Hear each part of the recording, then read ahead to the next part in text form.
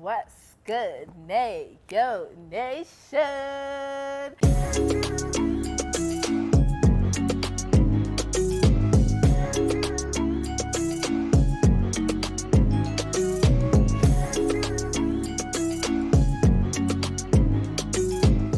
What's good, you guys? Welcome back to my channel. If you're new to my channel, welcome. And if you are a returning subscriber, what's good? What do you do? What's up? It's so nice to hear it in person. Right? Okay, it's 10 times better. Before we get into this video, you guys already know the drill. Okay, I'm gonna need you guys to hit that little bell somewhere here so you can be part of the notification squad. And I'm gonna need to go follow us on our social media at neorapetsoa on all social media platforms and Sibu _ Mpanza, all He's social like- media platforms. and And that too. I wasn't expecting it. Twitter, it's the guy with the tick. You won't miss it. okay. But as you guys can tell from the title of this video, today we are back with another episode of The Nation's Perspective. I know I've been gone for a while, but we're back and I came back with something great. I brought Sibu back to YouTube, guys. She did. Who would have thought Who I would would have bring thought? Sibu back to YouTube? Nell was the only person who could have brought me back. you And now I'm understand? back for real. Exactly. But yeah, as you guys can tell from the title of this video, today we will be having another episode and we will be talking about different things. I hope you're ready. I'm scared, I hope you're ready. We're gonna I talk. fear you and the nation's perspective. Don't be scared. Just Okay. let it. Just say what you gotta Okay. say. But let me stop blabbing on about. Without further ado, let's get into the video. All right. All right. Mr. Mpanza. Yes, ma'am. So the first thing that we're going to discuss is currently there was something trending on Twitter, a video of, I don't know if it's a podcast but I think it's MacG's podcast. Oh, okay. And there was a conversation amongst four beautiful ladies, and they basically spoke on sabawelling sabawell, and yes, how, that, as a yes. woman, when you're always sabawelling things on the internet, what did they say? Where are your parents? Where are your parents? Where are your parents? And so my question to you is, do you feel that in this day and age, guys, see who has a YouTube tattoo? I do. I just need to say, I do. this is a YouTuber. Do you understand? So there's a question, a common question that men ask, which is, what do you bring to the table? Now, I want to know from your perspective as a man, where do men gather the guts, the gall to ask that question? And where, like, what do you feel it's a valid question to ask somebody? I don't feel it's a valid question to ask, purely because a lot of the men that ask it, they ask it on such a like a broad scale. You're not just talking to this person that you're on a date with. They're going on Twitter and being like, what do women bring to the table? Like, you're asking like millions of people what they bring, but I think that's something you ask to someone as an individual. If me and you are on a date, and I wouldn't even ask it in that way, what do you bring to the table? To the table? Because it's the thing of, you fetched me from my house, you fetched and now you're asking me. And now you're asking me what I'm bringing to the table. So I think the question has merit. I don't like the way that it's framed. Okay. I can't think of the way I'd frame it right now, but I think it's something that just happens throughout a relationship of any kind, even your friendships. You want to know what your friends bring to the table. And I think it's something that's discovered as you go. Yeah. It's not a question that you, like, you don't go to someone and say, what do you bring to the table? Now they must list, okay, I have a bachelor's degree, I have a this, I have a, it's something that you discover as you go. Now, I want to know from you, do you feel that in this day and age, I saw a tweet that said, women of today are entitled and lazy. And then there was a tweet replying to that saying, men of today fear responsibility. So we've got these two clashing opinions. If my eyes could roll back anymore. If they could go all the way back. Yeah. But we've got this constant clashing conversation that's happening of men of today fear irresponsibility, women of today always want money. And I'm personally, from my perspective, I just say, I think we focus too much on how relationships should be on social media. Where, guys, in real life, relationships are what you make. There's no you're like this, I'm like this. Okay, Twitter says we should do this, and Twitter says you should send me an e-wallet. So do you understand? So what do you feel about? Listen, if I listen to Twitter about my relationship right now, would you even be in a relationship? No, I wouldn't be in a relationship, dude. I wouldn't. I promise you. I would have made so many blunders. Musha would have made blunders. We would not be dating right now. I think Twitter, you have to look at it as entertainment. You have to just look at it as a place where people put their opinions out there, but you must take everything not with a grain of salt, with an entire, you know, that big salt thing with the kid running with the soccer ball. That's not a grain of salt, the whole thing. Set a boss. Like, it's exactly. Like, I really need to get it through to people that do not listen to Twitter. Don't. I think there definitely is a part of Twitter where there is a lot of good advice. I've definitely learned a lot from Twitter and from the people that I follow. But overall, a lot of the times the opinions that you're going to see, a lot of the times the things that people say will just not make sense to your life. That's the thing. And the thing is, a lot of the time when people speak on Twitter, I'm always like, I wish you could be in that position, because a lot of the time when you see people who have opinions on relationships, it's people who aren't in a relationship. And do you know what they're doing?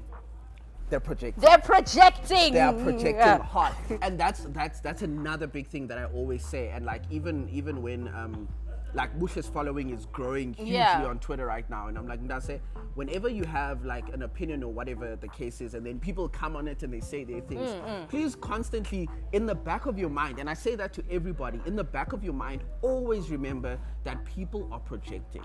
People don't look at things through the lens of like someone else. They don't go, okay, what could Neo actually be going through while she's talking about A, B, and C? They go, what do I feel? Why do I feel now what should be doing? And that's what Neo needs to do. And my question is always, did Neo's mom carry her for 9 months?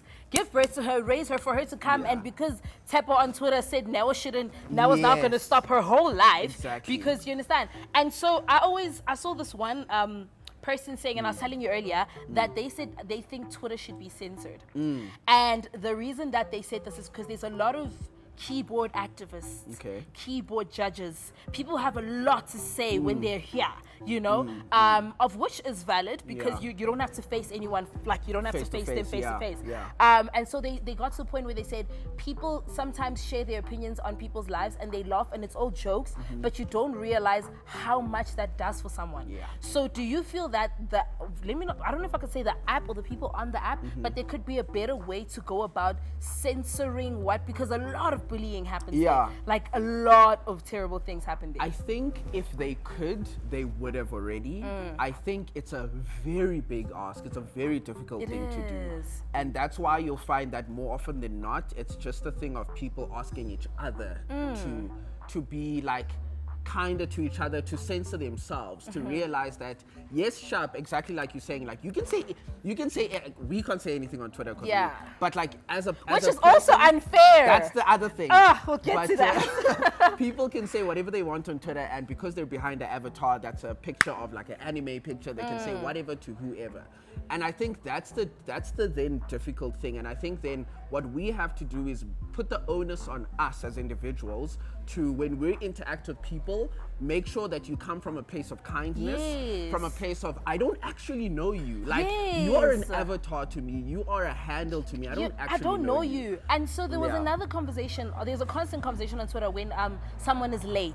The constant thing of people sharing their memories, right? Yes, and it's a constant ongoing conversation of, you guys like to get clout via others. So if somebody passes on, it's like, oh my God, I remember when he did this. And then people start dragging them like you've got main character syndrome and etc. And then there's also the conversation of when someone passes on this thing of you guys posting like crying faces and not announcing, it's triggering. So my perspective with that is, I feel like we need to let people grieve the way they know best. But in the same breath, I understand what people mean when they say you cannot be posting throughout crying faces, heartbreaks, etc. And everybody's posting them and you're worrying people. So it's like it's a two-sided conversation. I felt that same way the last time I saw that happen also. To me personally, there was a space of like, I don't know who passed away, and it's freaking me out that who are they? Because now it feels like an announcement now. Like you're waiting to see who it is. You're wondering which celebrity it is. Maybe it's not even a celebrity. Maybe it's somebody you know or somebody you don't know, and it's very anxiety provoking. But at the same time, pretty much like you said, I understand why people have that thing. They need to sort of get it out, and at the end of the day, Twitter, as much as people think Twitter is like your house, because it's a microblogging site and people put their thoughts on there. And they decide how they want to put their thoughts out. So I think it's a mixture of like, I always want to say, I feel like we all need to work together. We do. We need to find ways to work together, because there's never going to be one way and then we're all going to agree that this is the way, this is how we're doing. And the thing is, that's the thing, there's a sheep mentality. So when you don't follow it, it's like, okay, listen, you've got main character syndrome. Yeah. You've got also. Yeah. I feel like people find words in the dictionary and then they're like, I learned a word today. I like the schwe. So that I'ma just that say that happens word. very, very often. Yeah. Where people will learn a new word and they will get like the one context of the word, and because they've only seen it being used in one way, they will then go and Hey, just use Sana. it. So that's what happened, I think, recently with that main character thing. You're calling someone out for that main character syndrome when 9 times out of 10 it wasn't spoken about in the way that you are now Exactly. using it. So calling somebody who's grieving on the TL that they have main character syndrome. My other thing is, and it's what we kind of spoke about earlier, why don't you just not say it? If somebody's grieving, you don't even actually know if they're grieving hard or how, and you're going saying main character syndrome. Why don't you just keep quiet? That's my thing. Like, what if we just keep? If you don't have context, keep quiet. And I think that's the problem. I feel like personally in today's generation, we always want to say We want to have something. a say, yeah. We always want to unpack something. We always want to make something seem like it's a hashtag. Yeah. Something we want to be woke on topics that sometimes, guys, life is as simple as that. Sometimes it's I like this guy. Oh nah, but you this. Why are we unpacking everything? Yeah. Like a suitcase every Yeah. day. We have to unpack. We have to unpack. I think there's definitely space for unpacking. I think it's getting more and more dangerous lately on Twitter because Yes. you can unpack and people don't care. Like somebody will come and be like, "Titty nonsense." Like I don't. And then at the end of the day, it's like, who are you actually unpacking for? Are you? I think that's the difficult part. Is like, who are you unpacking for? Who are you talking to? Because 90% of the time, unfortunately, the people on Twitter don't care a damn. They actually really don't. They're just looking for the next gossip. Exactly. They're just looking for the next and gossip. you're wasting your unpacking energy. Do you understand? Just that's the close your difficult bag, thing. zip it up, don't unpack, just keep your clothes in your bag. That's the But I difficult just thing. want to touch on something that you mentioned earlier, Yeah. that we can't, people who are, I guess, in the public eye and who have placed themselves there, Yeah. fair enough, cannot just say anything Yeah. that they want to say.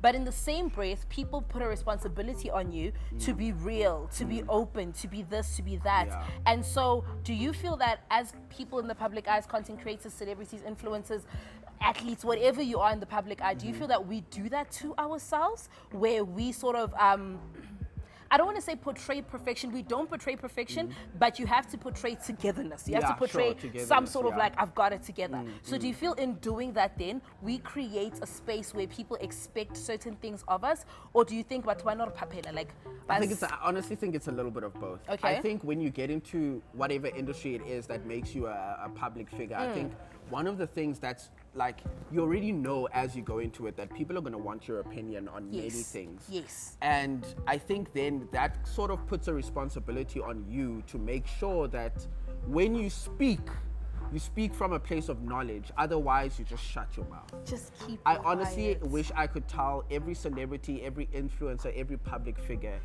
don't feel forced to speak, but if you do feel like you want to speak, if maybe your audience, if maybe whatever situation is happening is very in line with the kind of thing you do, then I think, sure, there is merit in speaking, but I swear, guys, please do your research. But please, in the same breath, when we keep quiet, it's you guys Yeah. are not taking on the responsibility. You just have to deal with that. It's sort of a difficult world. It's a difficult world. One thing is you're never going to please everybody, You and you're aren't. going to have to decide who you want to please. There we go. At the end of the day, that's what's going to happen. You're never going to please everybody, and even your audience knows that. The people that don't like you, they know that too. You're never going to please everybody. So you just have to decide. You have to take a day, you have to take a month and be like, who am I working to please here? Is it my audience? Is it people who don't know me? Is it my family? Is it my friends? Who are you working to please? And then from there, you have to stick to your guns. You can't one day be the person who's quiet on every single And then the thing that next thing you're loud and you're loud you're and wrong. And you're wrong. That's the thing. You're loud and you're wrong. Yeah. But anyway, guys, unfortunately, that is all the time we have for today. That sounds like a show. Unfortunately, we'll see you again tomorrow on SABC3 at 7 o'clock. Don't go anywhere. Don't go anywhere. We'll be right back. But I hope you guys did enjoy this episode. Thank you so much for coming, Sibu. Thanks for having me. This I want was to come, amazing. can I come back in season 3? You can definitely come back. Thanks. You can even have your own. You can have your own episode. Stop! I'm excited. I'm excited. But I hope you guys enjoyed that episode, okay? Please hit the thumbs up button if you like this video. Make sure to head to Sibu's channels.